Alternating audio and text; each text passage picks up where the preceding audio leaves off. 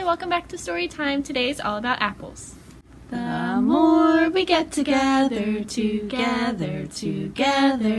more we get together, the happier we'll be. For your friends are my friends, and my friends are your friends. The more we get together, the happier we'll be.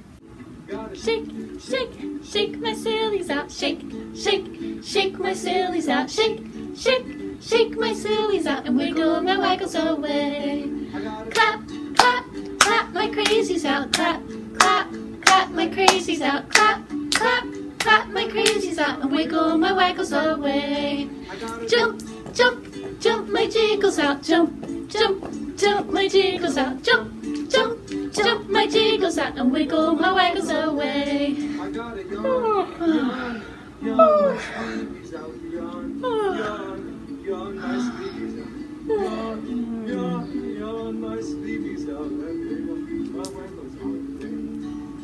Shake, shake, shake my sillies out. Shake, shake, shake my sillies out. Shake, shake, shake my sillies out, and wiggle my waggles away. And wiggle my waggles away.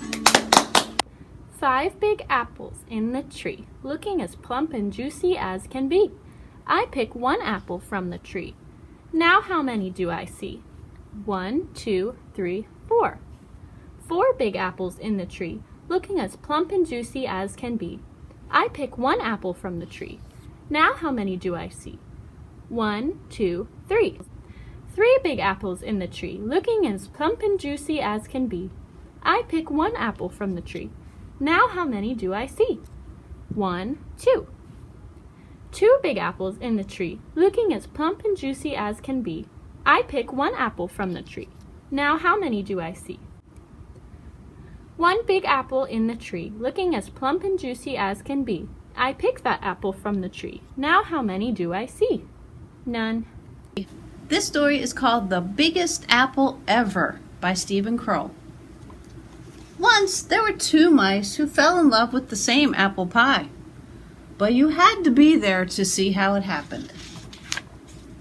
On opening day at Mouseville School, the principal, Mr. Mouser, made an announcement. We'll be learning about apples this fall, and to get things started, we will have a contest. Whoever brings in the biggest apple to his teacher will win a special prize. The judging will take place on Friday.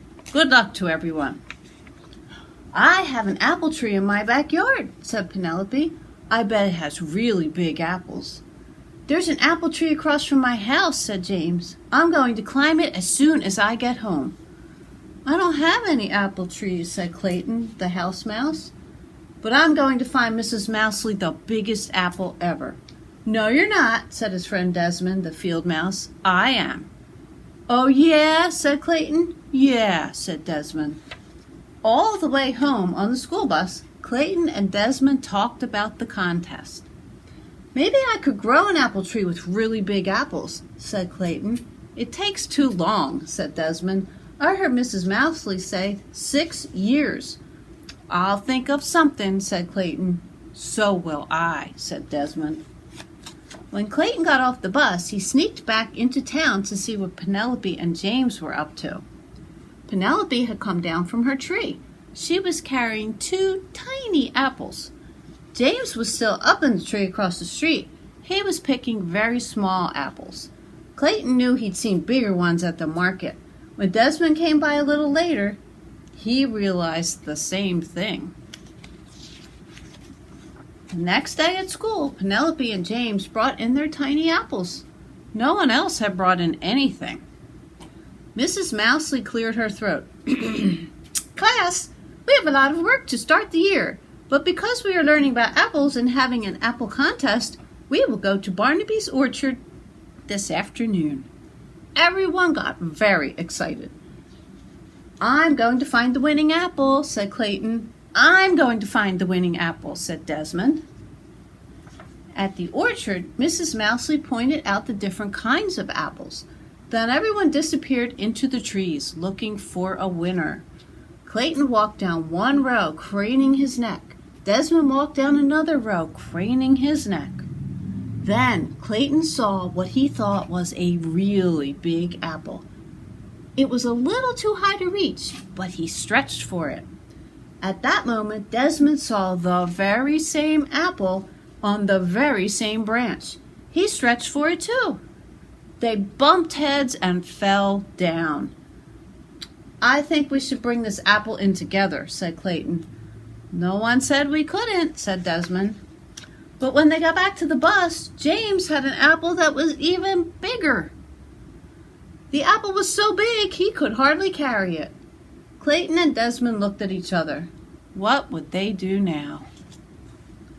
That night at dinner, Clayton explained the situation to his dad. Said Dad. "Apples don't come in too many sizes. Do you think I'll find a bigger one?" "I don't know," said Clayton. "Then maybe James will win the prize this time. It's okay if he does."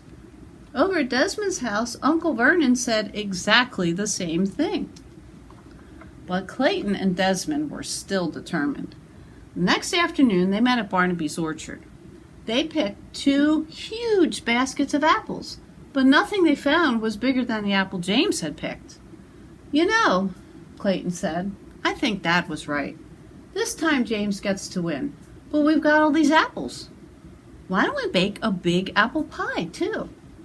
Desmond laughed. "Great! Let's bake the biggest apple pie ever, and we'll make it for our class." Clayton nodded, "And I think I know where we'll find a pie pan that's big enough." The following afternoon, Desmond arrived at Clayton's house with Uncle Vernon. "Everything's packed up and ready," Clayton said. "It's all in Dad's truck." "But where are we going?" Desmond asked. "You'll find out in a minute," said Clayton. Dad drove, with Clayton and Desmond beside him in the front seat. Uncle Vernon stayed in the back with the apples and other ingredients for the giant pie. As they came around a corner, Desmond gasped, "Tony's Pizza?" "Of course," said Clayton. "What could be better than a giant pizza pan?" Mr. Tony greeted them at the door. "Welcome, welcome. We are ready to begin."